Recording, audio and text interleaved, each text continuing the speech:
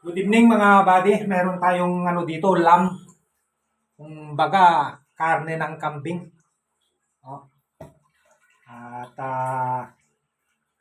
i-chop-chop natin para gawin natin uli na kaldereta. Ito ay tira ko nung nakaraan na Sunday. Ngayon hindi ko naubos. Kaya kailangan ko lutuin na kasi matagal na sa ref, naka-frozen. Kaya kailangan na lutuin na ito mga buddy. Para may baon bukas.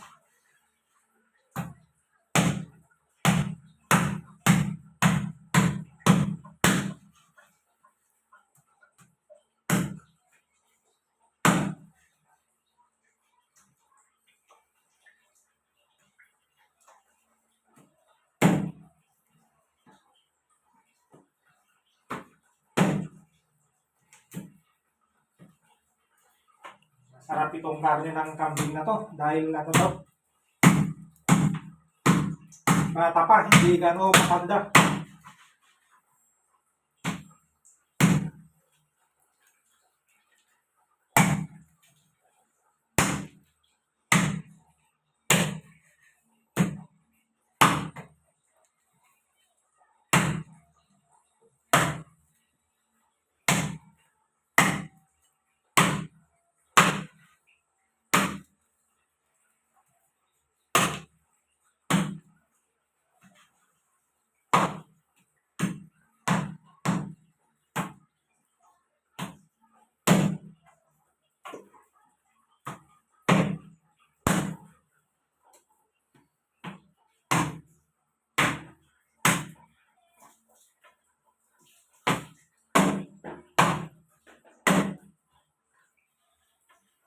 Ingat lang tayo kasi baka mamaya dumiretso sa ating daliri.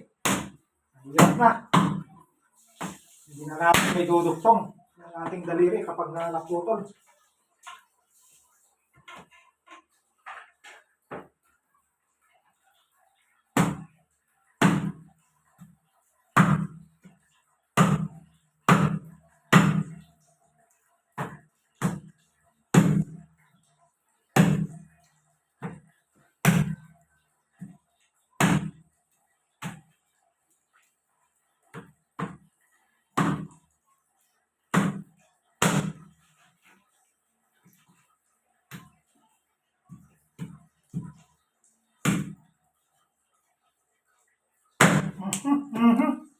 Tumalon na.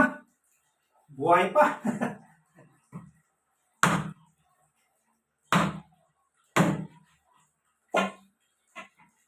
Okay lang na malalaki yung kanyang mga tipak dahil ang pamilya naman to. Hindi pang benta mga bata. Yan. Talagang lalaki ng mga buto. Akala mo karne ng baka. Laki ng mga buto.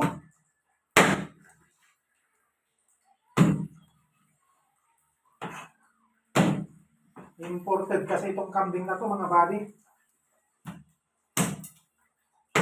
Pero bata pa siya. Malaking kambing lang talaga. Alam nyo naman yung mga imported. Malalaki. Kahit mga bata pa, malalaki na sila.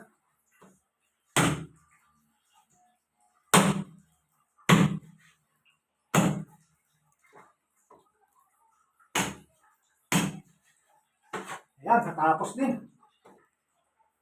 I-ano na lang natin, lutuin na lang natin uli ng adobo siguro. Kaya kaldereta. Sige, mamaya-maya uli. Sikasuhin ko nga to.